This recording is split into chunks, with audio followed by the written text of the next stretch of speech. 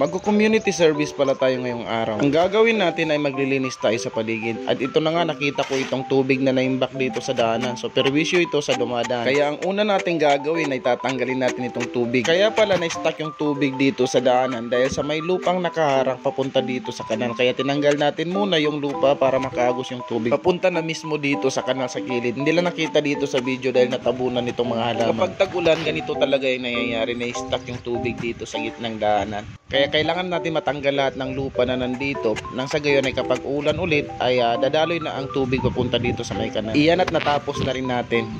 Noong isang araw ay dumaan din itong tagaakot ng basura dito sa MRF ng aming barangay. Nakakatuwa lang pong isipin na dito sa aming barangay ay mayroon na pong taga-kolekta ng basura. At syempre hindi maiiwasan na mayroon talagang maiiwan na mga basura dito sa paligid. Kaya ang ating ginawa ay nilinis na rin natin ito nang sa gayon ay malinis ang ating paligid. Iyan at meron naman tayong nagawang makabuluhang bagay.